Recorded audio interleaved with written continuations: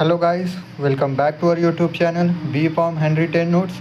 तो आज के वीडियो में हम लोग फिजिकल फार्मासिटी सेकेंड जो कि हमारा बी फॉर्म फोर्थ सेमेस्टर है, यूनिट 4 तक हम लोग कवर कर लिए थे। Unit first, second, third and fourth तक हम अपने चैनल पे अपलोड किए। आप वहाँ से अगर वीडियो नहीं देखे तो वहाँ से आप देख सकते हैं। एंड आज के वीडियो में हम लोग यूनिट फिफ्थ को कवर करेंगे। यूनिट फिफ्थ का नाम जो हमारा है काइनेटिक एंड ड्रग स्टेबिलिटी है। समझ में आया? देख लेते हैं क्या क्या है ये कंटेंट है। क्या क्या पढ़ेंगे? पहले इंट्रोडक्शन देखेंगे, फिर rate and order of reaction देखेंगे, फिर method for determining in order of reaction, complex reaction, factor affecting rate of reaction, kinetic of drug decomposition. बारी बारी देखेंगे। इसको दो से तीन पार्ट में हम लोग वीडियो बनाएंगे। समझ में?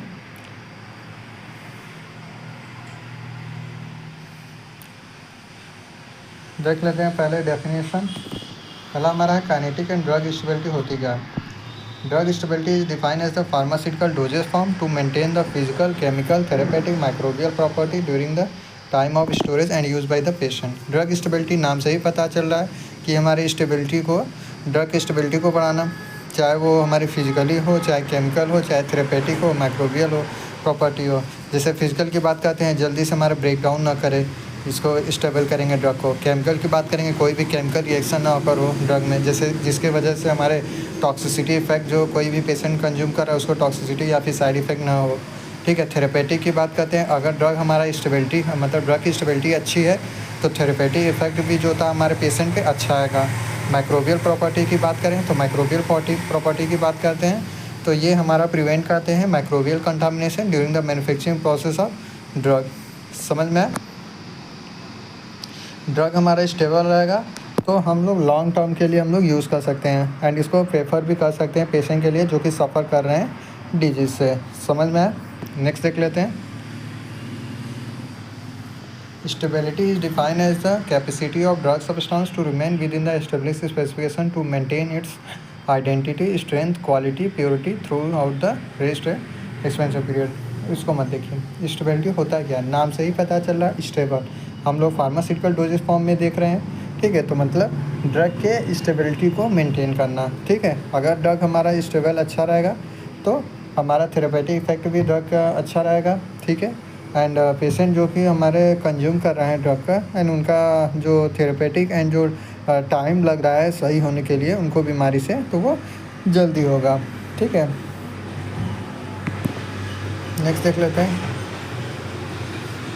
केमिकल काइनेटिक होता क्या है? Chemical kinetic is the study of rate of chemical change taking place during the chemical reaction. नाम से ही पता चला केमिकल मतलब केमिकल रिएक्शन, काइनेटिक्स में मूवमेंट।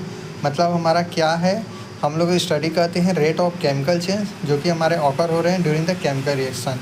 यही हमारा होता है chemical kinetic. It is the study of rate of chemical changes जो कि हमारे मतलब आ रहे हैं केमिकल रिएक्शन में। समझ में? As applied to pharmaceutical formulation, this includes safety of physical and chemical changes in drug and dosage form, factor influencing rate of these chemical accelerated stability testing and predicted of shelf life। वही है, अगर हमारा जो भी alteration हो रहा है chemical reaction के द्वारा जो कि हमारे केमिकल काइनेटिक्स में आ रहा है, तो ये हमारे जो होते हैं स्टेबिलिटी जो होते हैं हमारे ड्रग को, उसको इन्हांस करेंगे। सेफ लाइफ जो होता है हमारे ड्रग को, उसको भी इन्हांस करेंगे ताकि हमारे पेशेंट जो होते हैं हमारे जो कंज्यूम कर रहे हैं ड्रग को, उनका थेरेपेटिक इफेक्ट अच्छा मिले। समझ में आया? नेक्स्ट देख लेते हैं। Rate and order of reaction क्या होते हैं? The velocity with which a reaction और process occur is called rate. मतलब कि ऐसी वेलोसिटी जहाँ पे हमारा रिएक्शन या फिर कोई प्रोसेस ऑकर हो रहा है उसे हम लोग रेट बोलते हैं। And concentration of drug influence the rate of reaction is called order of reaction, order of process. समझ में? एक बार फिर से देख लेते हैं। The velocity with which reaction और process occur is called rate. ठीक है, मतलब ऐसी वेलोसिटी जो कि हमारे रिएक्शन और प्रोसेस के दौरान लग रही है या फिर ऑकर हो रही है तो इसे रेट बोलेंगे। एंड जितना हमारा कंसंट्रेशन है ड्रग का जो कि हमारे इसी को इन्फ्लुएंस कर रहे हैं रेट ऑफ रिएक्शन और प्रोसेस को, इसी को हम लोग बोलते हैं ऑर्डर ऑफ रिएक्शन और ऑर्डर ऑफ प्रोसेस। समझ में? देख लेते हैं इक्वेशन के through.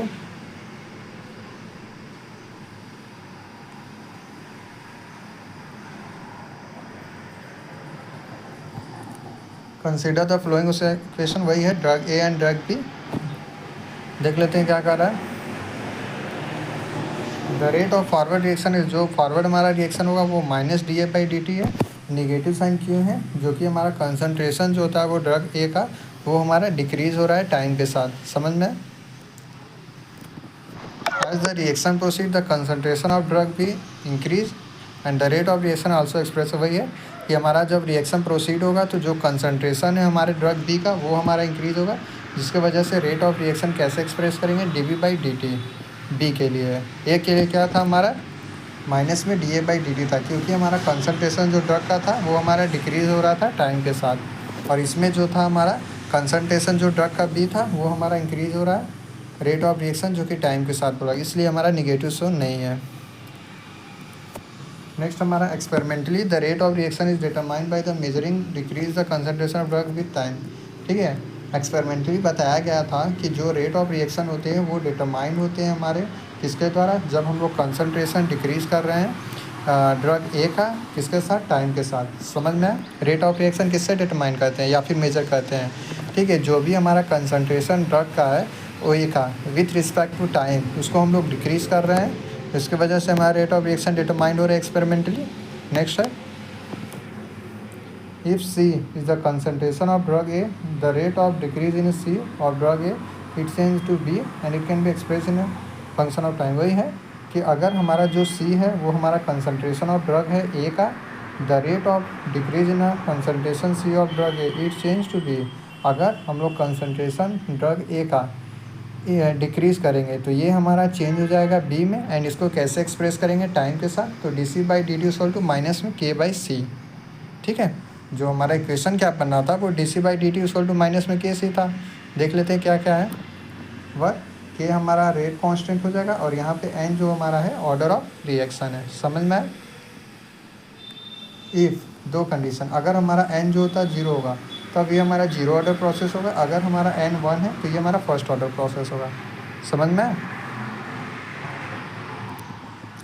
The order of reaction determine the way in which the concentration of reactant और reactant influence the rate of chemical reaction, वही है जो भी हमारा ऑर्डर ऑफ रिएक्शन जो होते हैं हमारे डिटरमाइन हो जाते हैं, ताकि जो भी हमारे कंसनट्रेशन ऑफ रिएक्टेंट होते हैं वो हमारे इंक्रीज़ करते हैं हमारे केमिकल रिएक्शन को, समझ में आ गया। नेक्स्ट देख लेते हैं क्या टॉपिक है, मॉलिक्यूलरी रिएक्शन, ठीक है, ये 2 मार्क्स में पूछते हैं, देख लेते हैं होता क्या है। The molecularity of reaction refers to a number of molecule atom और ion reacting in elementary process to give the reactant, ठीक है। जो मॉलिक्यूलरिटी ऑफ रिएक्शन होते हैं ये हमारे नंबर ऑफ मॉलिक्यूल हो सकते हैं या फिर एटम हो सकते हैं या फिर आयन होते हैं, ठीक है, जो कि हमारे रिएक्ट करते हैं एलिमेंट के साथ जो कि हमारे देंगे reactant. If only one type of molecule undergo change in a yield of product, the product is said, ठीक है। अगर हमारे एक टाइप के मॉलिक्यूल प्रेजेंट है जो कि हमारे जा रहे हैं रिएक्टेंट से प्रोडक्ट में, तो हाँ इस टाइप के प्रोडक्ट को हम लोग यूनिमॉलिक्यूलर रिएक्शन बोलेंगे। मतलब अगर हमारा एक मॉलिक्यूल रिएक्ट होके प्रोडक्ट का फॉर्मेशन कर रहे हैं तो इसी प्रोडक्ट को हम लोग यूनिमॉलिक्यूलर रिएक्शन बोलेंगे। अगर 2 मॉलिक्यूल रिएक्ट होके हमारे प्रोडक्ट के फॉर्मेशन कर रहे हैं तो यही प्रोडक्ट जो होता है हमारा बाई मॉलिक्यूलर रिएक्शन होगा। देख लेते हैं, यही है।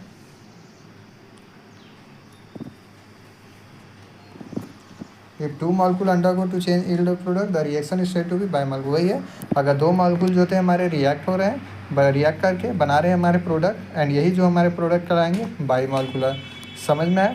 नेक्स्ट देख लेते हैं, reaction that involve more than one step complex reaction में have different molecularity and order of reaction, ठीक है। ऐसे रिएक्शन जो कि हमारे एक से ज़्यादा स्टेप में हो तो इसे हम लोग बोलते हैं कॉम्प्लेक्स रिएक्शन। कॉम्प्लेक्स रिएक्शन किसे कहते हैं, ऐसे रिएक्शन जो कि एक से ज़्यादा स्टेप में परफॉर्म हो तो इसे कॉम्प्लेक्स रिएक्शन बोलते हैं, एंड ये हमारे डिफर होते हैं मॉलिक्यूलरिटी से एंड ऑर्डर ऑफ रिएक्शन से, समझ में आए। जो कॉम्प्लेक्स रिएक्शन होते हैं ये डिफर होते हैं मॉलिक्यूलरिटी से एंड ऑर्डर ऑफ रिएक्शन से, क्यों, क्योंकि इनके जो रिएक्शन होते हैं वो एक से ज़्यादा स्टेप में परफॉर्म होते हैं, इसलिए जो होते हैं इनको कॉम्प्लेक्स रिएक्शन बोलते हैं, समझ में आए।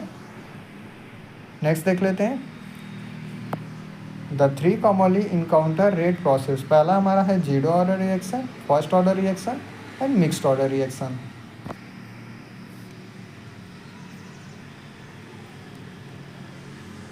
पहला हमारा है जीरो ऑर्डर काइनेटिक, क्या होता है, it is also called as constant rate process. जो जीरो ऑर्डर काइनेटिक होते हैं इसको कांस्टेंट रेट प्रोसेस बोलते हैं।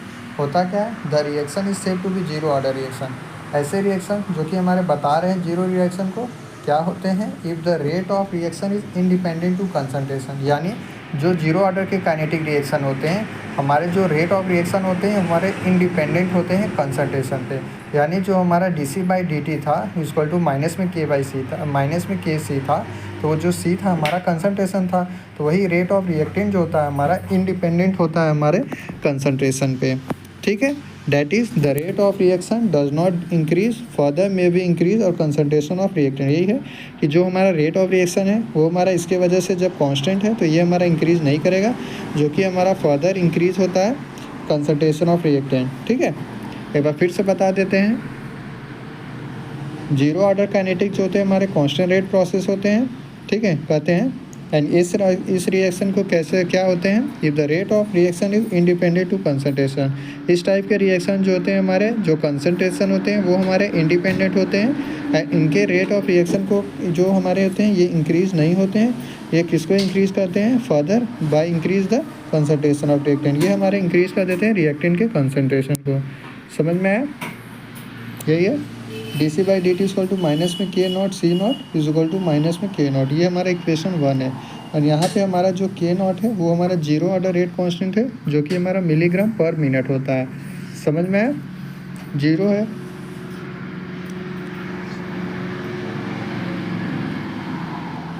रीअरेंजमेंट कर लेंगे यही इक्वेशन को, तो dc इक्वल टू माइनस में k0 यानी zero dt equation second. Integrate कर देंगे इक्वेशन सेकेंड को तो हम लोग क्या मिलेगा, c माइनस सी जीरो जो कि हमारा नॉट भी बोल सकते हैं इज इक्वल टू माइनस में k0t, जहाँ पे हमारा c0 जो होता है हमारा कंसंट्रेशन ऑफ ड्रग है at time zero and c जो होता है हमारा कंसंट्रेशन ऑफ ड्रग है जो कि हमारा जा रहा है टाइम t पे। जो c0 रहेगा जो कि c0 भी बोलते हैं इसको, तो ये हमारा टाइम जीरो को बता रहा है और जो c है वो टाइम t को बता रहा है।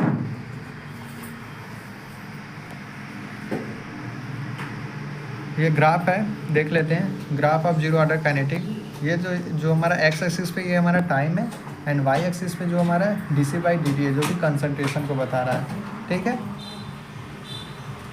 ये हमारा स्टेडी ड्रग लॉस हो रहा है एंड ये जो दो ग्राफ है जो कि हमारा ये भी एक्स एक्सिस ये भी टाइम को बता रहा है एंड ये कंसंट्रेशन को बता रहा है। ये बता रहा है कि जो इनके एक्स और वाई मतलब टाइम और कंसंट्रेशन के बीच में जो ग्राफ बनेगा वो हमारा स्लोप जो होता है वो माइनस में k0 जो कि k0 है। समझ में, जो कि जीरो ऑर्डर काइनेटिक के लिए है। आज के लिए बस इतना ही, तब तक के लिए बाय एंड टेक केयर। मिलते हैं नेक्स्ट वीडियो में।